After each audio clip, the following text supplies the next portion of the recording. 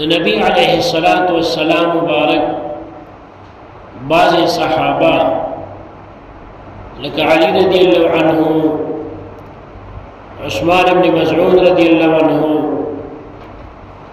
یا نور داسې بعض صحابو چې نبی علیه السلام لرالل او د هغه مبارک د بیبیانو نه د هغه باره کې تپوسو کو چې دې څومره عبادت کوي،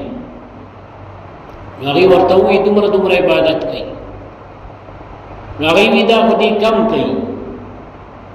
ډیر عبادت پکارو خو بیا خپل کې وی ز نبی علیه السلام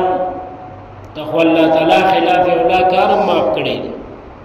ګناه دې شوی نه ده، نو کدی کم عبادت کوي نو زه خیر دی، زموږ مقام کم دی، موږ ډېر عبادت پکار نیو پکې وی زبا همیشه روزنی سم کو جکوم بنا بل وی زبا همیشه د بیبیانو نزان ساتم او بل وی زبا د سره هم د شپې خوب نکوم بلکې عبادت وکوم. نبی علیه السلام مبارک ته دا خبر ورسېده، هغه دوی راوغوښتل، وګوره تاسو داسې خبره کړې ده او ورته وی زه تاسو نه زیات د الله نه یریږم، خو زه د شپې خوبم کوم عبادت هم کوم، دواړه کوم، بیبیانو سره تعلق هم ساتم، روجیم نیسم، روجیم نیسم کوجې کومم، او بیا ورته وی زما دا سنت طریقه ده، چا چې د دې نه مخ واړم زمانه نه دي. مطلب دا دی چې په عباداتو کې هم اعتدال او درمیانوالی کې داسې به نه کې چې یو شی شریعت حلال کړی دی خو ته وایې زه تقوا او پرهیز کوم او په ځان یې حرام دی، دا جایز نه دي. دغه رنګې داسې نور مقیم راغلی وي چې نبی علیه السلام مبارک په هغه کې د دې وضاحت کړی چې داسې مه کوئ، لکه د نبی علیه السلام دو صحابو سلمان فارسی رضی الله عنه او ابو الدرداء رضی الله عنه، د دوی منځ کې نبی علیه السلام ورورولي قائم کړی او مواخات چې ورته وي، د یو بل وروڼه یې ګرځولي. یو ځل دا سلمان فارسی رضی الله عنه ابو الدرداء یې کړه لاړ، نو هغه ټیم کې لا د پردې حکم نو راغلی، نو چې وی قتل نو د بیبي خیرنه جامع چولې خیرنه او خیرنه وا ځان نو پاک کړی، نو دا ورته وی دی سلمان فارسی رضی الله عنه ورته وی چې دا ته ولې دسي کې دا خاوند ته غزان صفا کول دا خو شریعت کې حکم دی، صفائی ستھرائی وکې چې دا غتا سره نفرت پیدا نشي، محبت پیدا شي. ناور دی ویستارور چې کوم دی ابو الدرداء وی هغه دنیا کې او په ښځو کې څه دلچسپي نشته، بس د شپې عبادت کې د ورځې روژه نیسي، نو د چا د ځان صفا کړم اور دې ښځه خدای دې خیر وکړي دې راشي، نو چې هغه کله کور ته راغی نو دلې د غرمې ډوډۍ تیاره کړې وه، دې خو مېلمه سلمان فارسي رضی الله عنه هغه یې هلته ډوډۍ راوړې چې ډوډۍ ورته راوړه کې یې ښودله، ده ورته یې راوړه ته مه خوره که نه وي نه زما روژه ده، نفلي روژه یې نیولې وه، او یې زه تر هغې نه خورم تر څو چې تا نی خوړلې، نو بیا د مېلمه د وجې نه هغه مه خوړه، روژه یې پرې ماته کړه نفلي، ځکه ده به همیشه روژه یې نیولې. بیا وکړه شپه وه چې کله د ماسخوتن لمونځ یې وکړ نو ابو الدرداء رضی الله عنه لمونځ ته ودرېده، ده ورته یې سمله، نو دا سلمان فارسي دی مشر و دی کشر، نو کشر خو د مشر مني، وی سمله، وی نه زه خو هره شپه لمونځ کوم، وی سمله، وی ښه سمې ده. لږ ساعت پس بیا را پاڅېد، ورته بیا وی سمله، چې تهجد ټیم راغی ورته وی زه اوس پاڅه، وی ستمو که تهجد زه به وکړم، او بیا ورته ووی چې ستا د بیبیم پتا حق دی، ستا د مېلمم پتا حق دی، ستا د وجودم پتا حق دی، هر حقدار ته به حق ادا کړي. نو ته خو غږ ونه کړ. دی بیا لاړ نبي علیه السلام او مبارک دی د الله رسول سلمان فارسی رضی الله عنه خو زما نه کړم مجیره باندې ما تکړه د شپې مونږ ته نه پرېښود. نبی علیه السلام مبارک ورته وفرمایل چې سلمان فارسی رښتیا ویلي دي. د څه ویلي دي؟ رښتیا ویلي. لکه د هر چا حق دی، ستا د وجود پته حق دی، که ته خوب ولګې دماغ به دې خراب شي چې ټوله شپه عبادت او که ته روجې نیسې همیشه ستا د وجود هم پته حق دی. همدغه رنګې د مېلمه پته حق دی، د هر یو حقدار ته به خپل حق ادا کړي. دې کې ډېر احادیث موجود دي چې نبی علیه السلام مبارک بعضې صحابو په ځان بعضې ښه خوب څیزونه حرام کړي د تقوا د وجې چې دا به مونږ نه خورو. نبي علیه السلام منم کړو، په هغه موقع د آیات نازل شو چې کوم څیزونه الله حلال کړي دي ولې په ځان حراموئ، دا په ځان حراموئ مه. دغه رنګې یو بل صحابي عثمان بن مسعود هو نبي علیه السلام ورته خپل ورور ویل او دی رضاعي ورور د نبی علیه السلام ته وی چې د الله رسول الله صلی ځان خسي کړ نکاح ته مې ضرورت پاتې نشي. نبی علیه السلام ورته نه، مونږ ته الله تبارک وتعالی دا حکم نه دی کړی او زما په دین کې د یهودیت او د نصرانیت دغه طریقې نشته. دغه رنګې